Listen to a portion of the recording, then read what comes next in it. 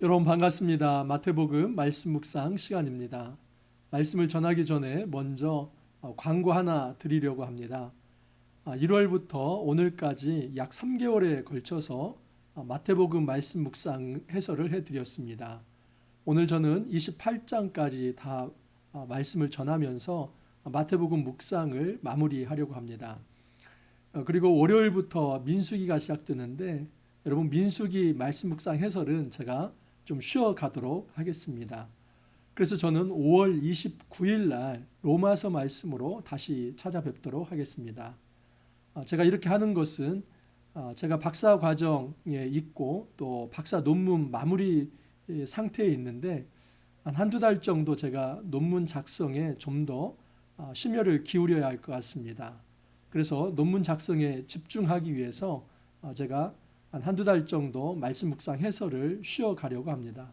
이 점 양해해 주시고 5월 20일 날 제가 로마서 하루 산책을 할 것이고 또 5월 29일부터 매일 말씀 묵상 해설을 로마서로 다시 찾아뵙도록 하겠습니다. 오늘 말씀은 마태복음 27장 45절에서 28장 전체를 살펴보도록 하겠습니다. 오늘 예수님께서 드디어 이제 십자가에서 운명하시는 장면입니다.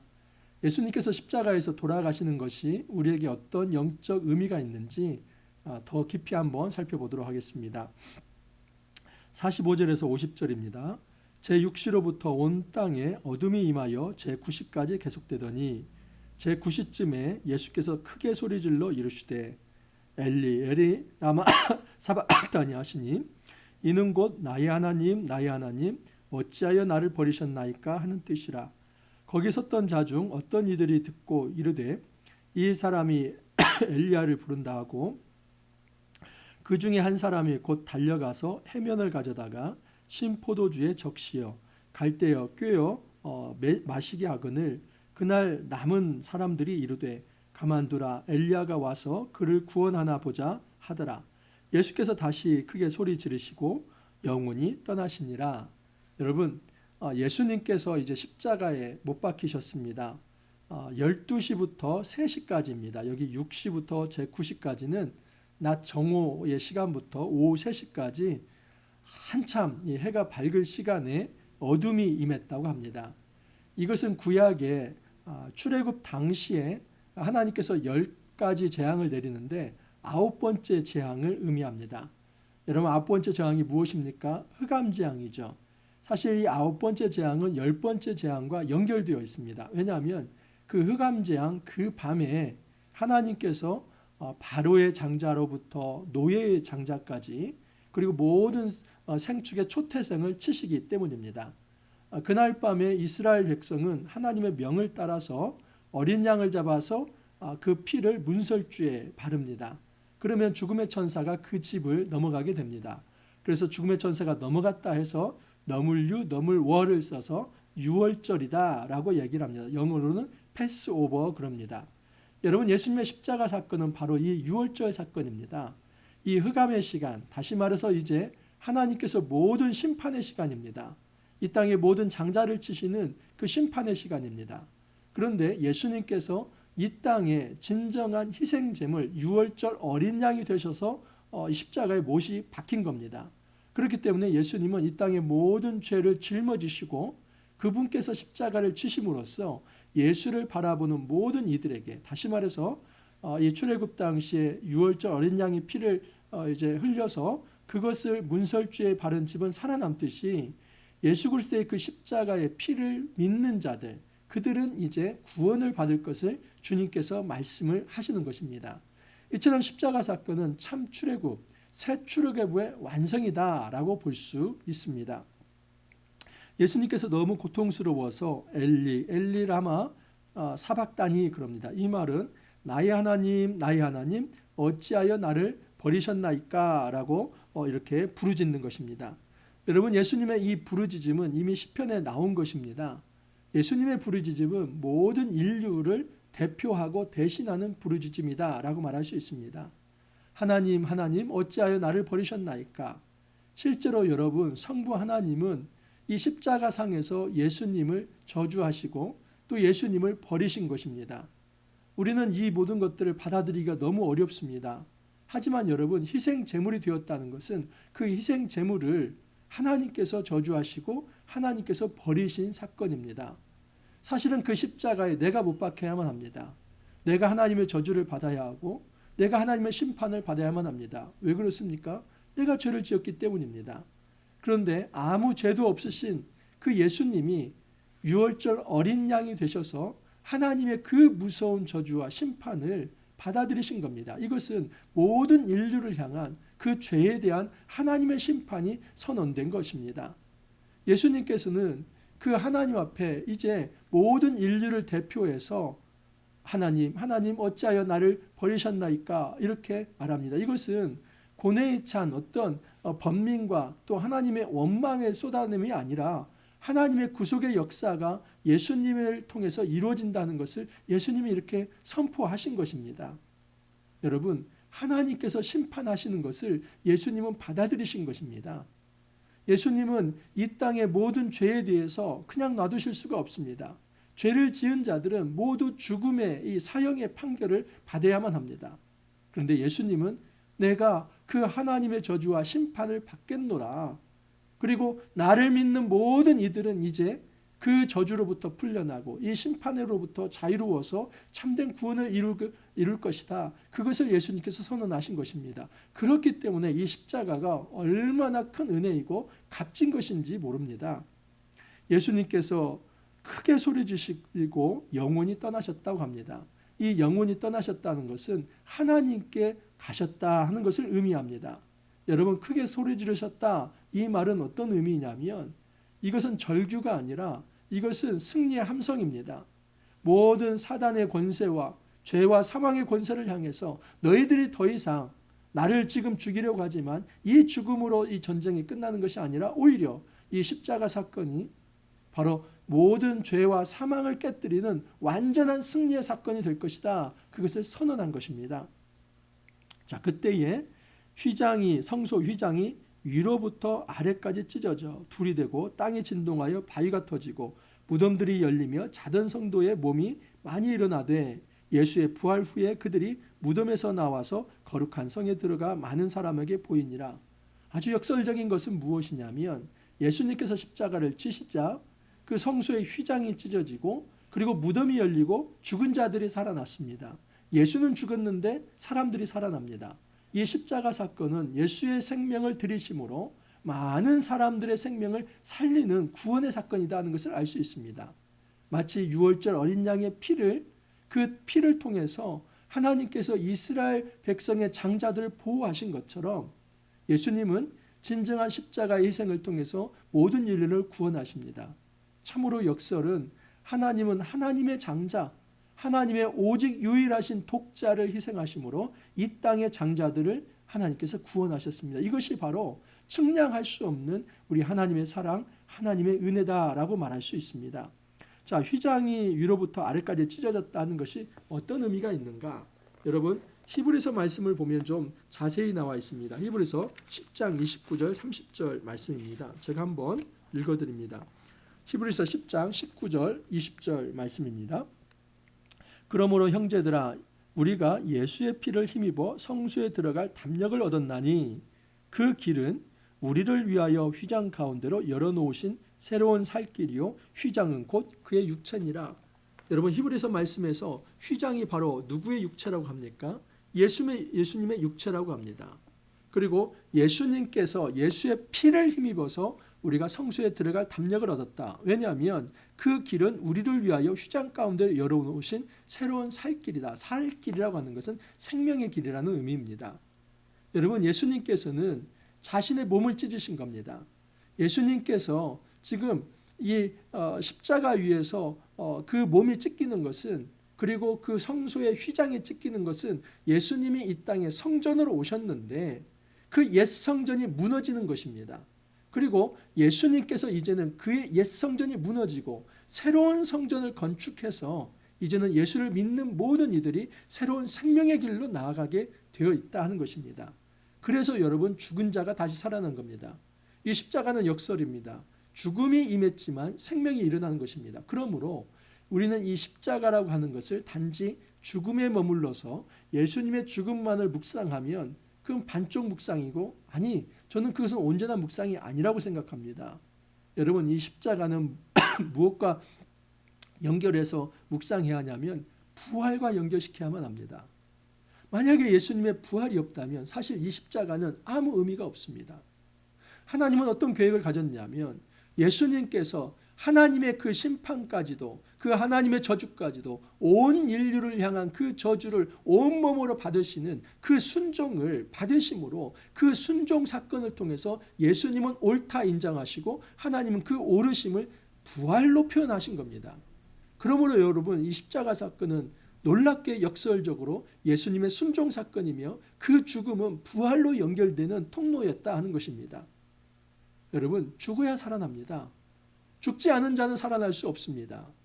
예수님께서 십자가에서 죽으셨기 때문에 부활이라고 하는 영광이 그에게 주어진 것입니다.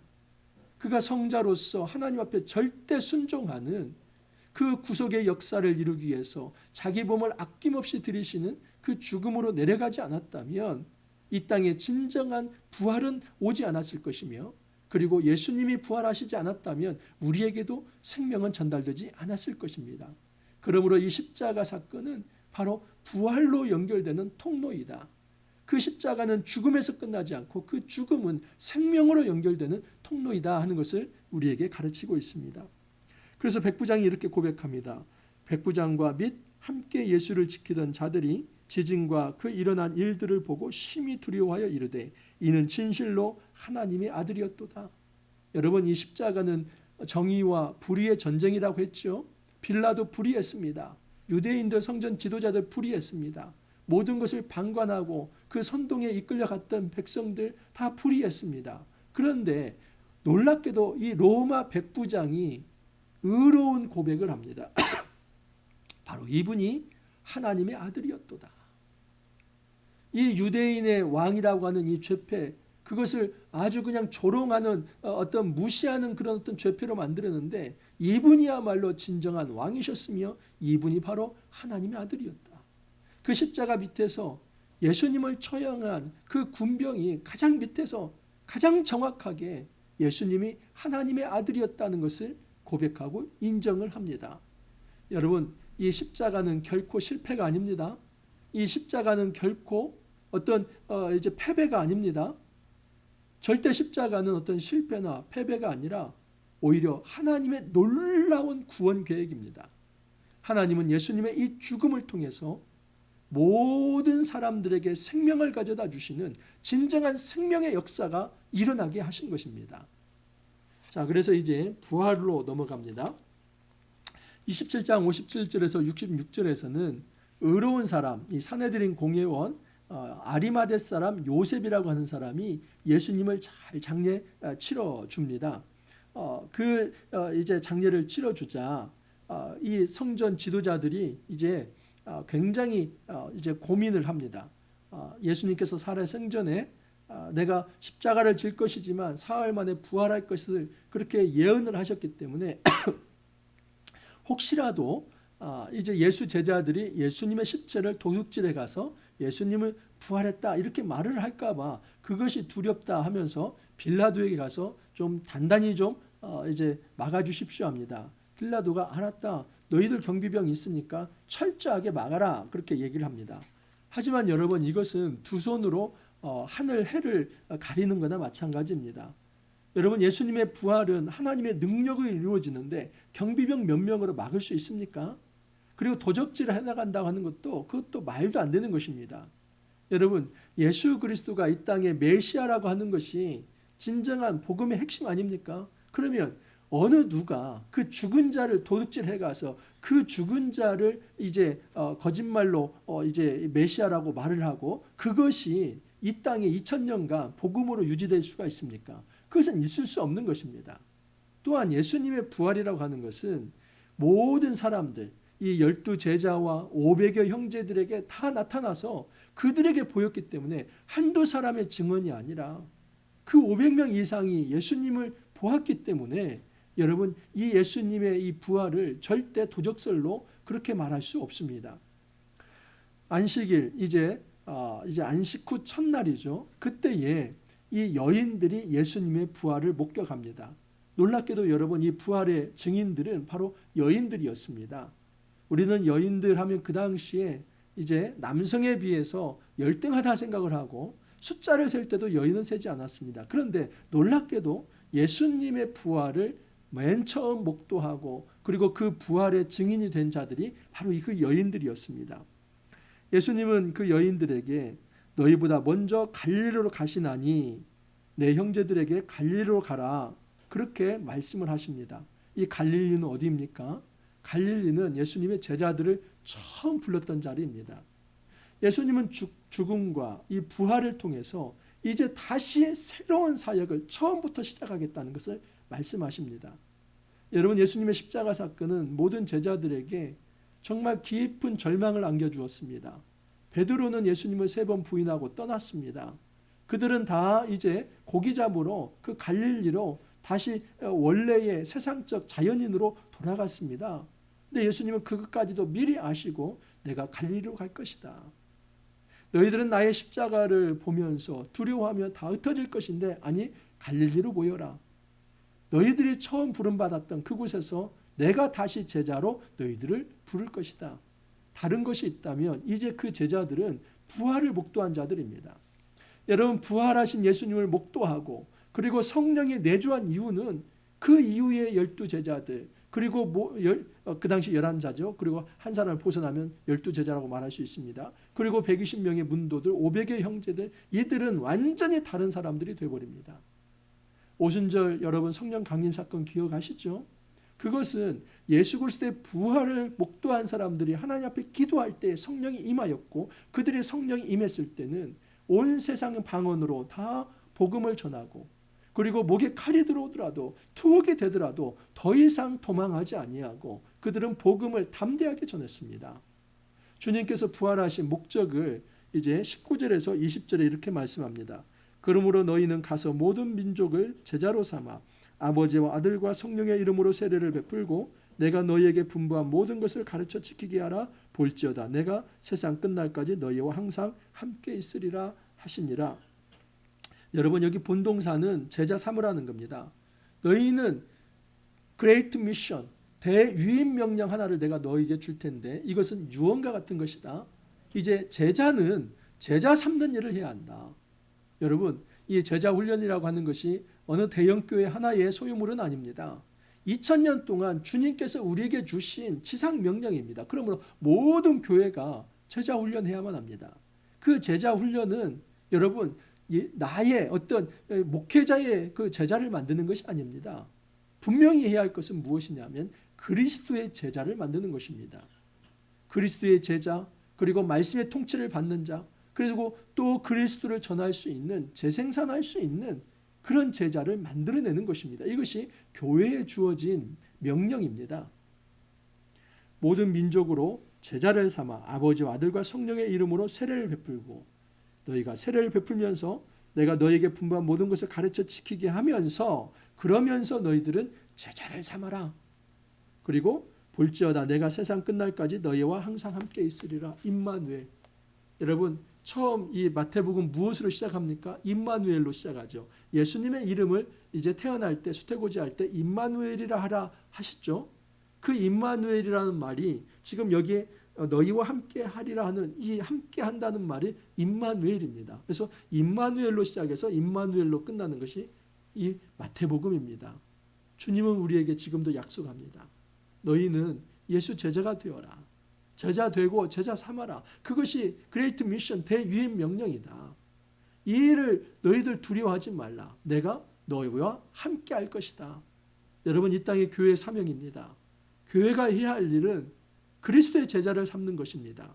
그리스도의 제자를 만들어서 그들이 가정에서 사회에서 예수 제자로 살아가도록 그렇게 교육하는 것, 이것이 교회가 해야 할 일입니다.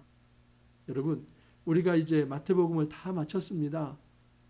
여러분, 우리가 이 임마누엘의 약속을 기억할 수 있기를 바랍니다. 내가 너희와 함께 할 것이다. 두려워하지 마라. 그리고 죽음에 매여 있지 마라. 우리가 십자가를 묵상했지만 그 십자가는 이 부활을 통해서 의미가 있습니다.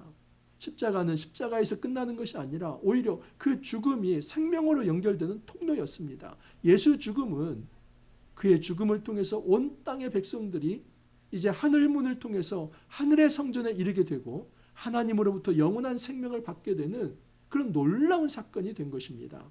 여러분, 우리가 십자가에서만 머물지 말고 이제는 부활의 영광의 문으로 들어가서 이제 하늘 자녀가 되어서 성령 충만함으로 우리가 주님께 받은 그레이트 미션, 이 대유인 명령, 제자 되고 제자 삼는 일, 이 일들을 거룩하게 감당할 수 있기를 바랍니다. 주님 오시는 그날까지 우리의 온 교회가 정말 주님의 명령을 받들어서 예수 제자로 잘 살아갈 수 있기를 간절히 소망합니다. 기도합니다. 주님 감사합니다. 저희들에게 한 세 달간 마태복음을 묵상할 수 있도록 은혜 주시니 감사합니다. 예수 그리스도 오심 자체가 복음이었습니다. 예수님의 말씀이 복음이었으며 예수님께서 행하신 모든 이적이 복음이었습니다. 그리고 마지막 순간 자신의 몸을 아낌없이 유월절 어린 양으로 희생양으로 드리심이 복음이었습니다.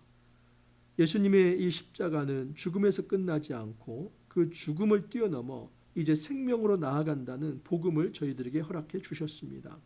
주님, 저희들이 이 땅을 살아가면서 죽음의 그림자에 매여 살지 않기를 원합니다. 사단은 지금도 사망과 죄의 권세를 가지고 우리를 농락하지만 우리가 이 사단의 권세를 예수 그리스도의 십자가와 그 부활의 정신을 가지고 극복하고 이겨내며 승리할 수 있도록 은혜를 더하여 주옵소서. 이제는 그리스도 예수와 함께 다시 부활한 자가 되어서 이제는 예수 제자가 되어서 주님 오시는 그날까지 주님 이 땅에 많은 사람들을 그리스도의 제자로 삼는 그 귀한 사역 우리 모두가 함께 감당할 수 있도록 은혜를 더하여 주옵소서. 주님 감사하옵고 예수님 이름으로 기도하옵나이다. 아멘.